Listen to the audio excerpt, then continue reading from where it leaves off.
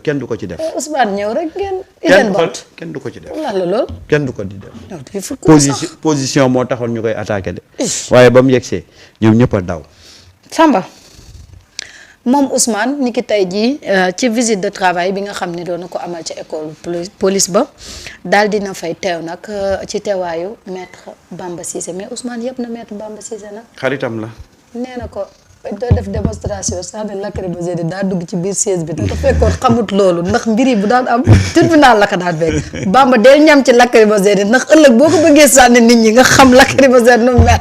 Ousmane nee na dañoo def démonstration Bamba dugg ci suufu siège bi ndax xamut loolu nee na jamono ya muy metti boobu ma nga ca tribunal.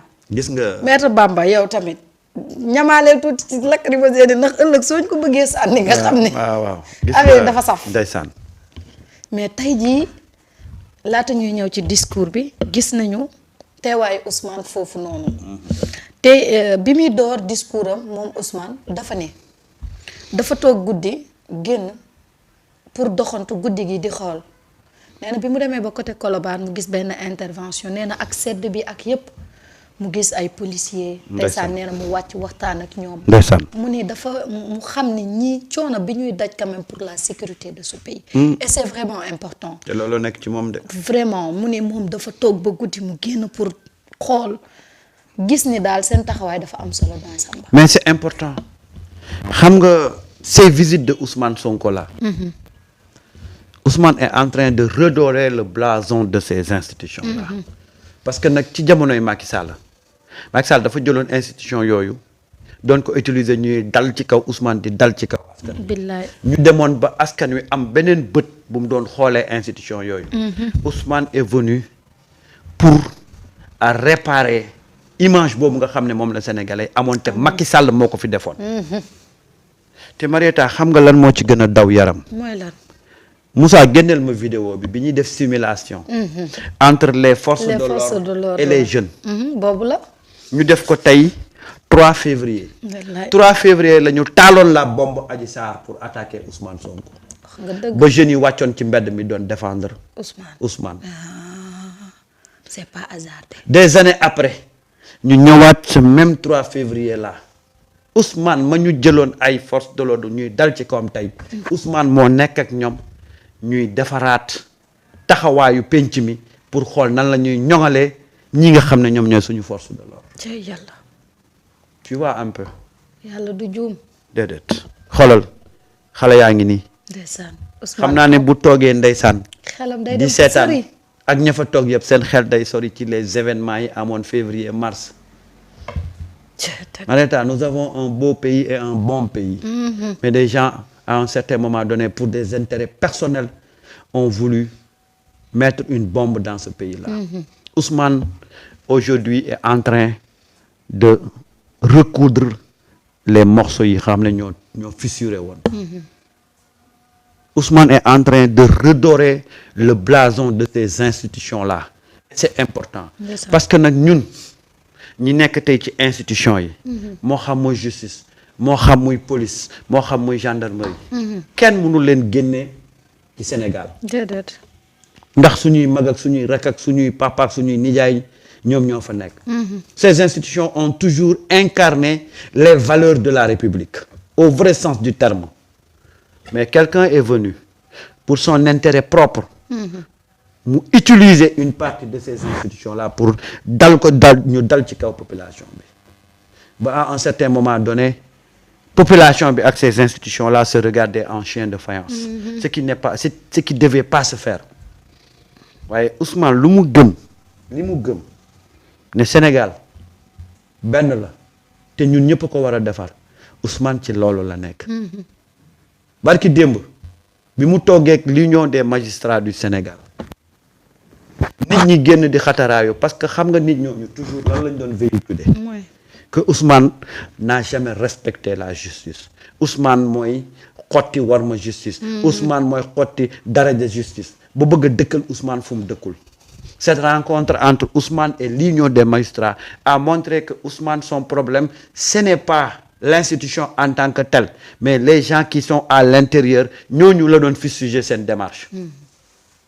Et tout ça, Ousmane est en train de mettre li ñuy wax taxawal di taxawal benn mbir boo xam ne Marieta non seulement dana réconcilier ces institutions là avec la population mais dinañu tracer des lignes yoo xam ne ces institutions là vont faire correctement leur travail parce que nag c'est le chef du gouvernement kuy chef du gouvernement yaay njiitu ministre de l'intérieur yaay njiitu ministre de la justice banqaas yooyu noonu bokk ci yow mënuloo dem bàyyi leen ndax ci sa kilifteef la ñu bokk waaye da ngay ànd ak ñoom ñu fexe ba defar banqaas yooyu parce que nag nous avons toujours eu des institutions républicaines. Ouais.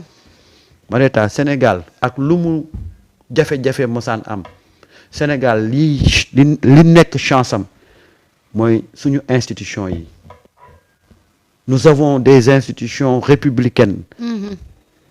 Soo gisee 60 ans après malgré les tensions politiques malgré les violences politiques l'État reste toujours debout parce que nous avons eu des institutions qui ont toujours incarné le véritable rôle de sentinelle de la République. C'est important. Mais nag bi yoon quelqu'un au nom de ses intérêts personnels a franchi le Rubicon jusqu'à prendre ces institutions-là di ko utiliser pour di dal ci kaw askan wi boo xoolee ñun moo xam la police moo xam la gendarmerie moo xam armée dañ leen mos a ràññee ci seen taxawaay ci penc mi ba boo xoolee beaucoup de missions onusiennes toujours Sénégal dañuy jël seeni doom ñuy dem di participer ci mission yi ba pare nag di ci am ay rôle yu am solo l'expertise de nos forces de l'ordre et de défense l'expertise de notre armée n'est plus à démontrer dans le monde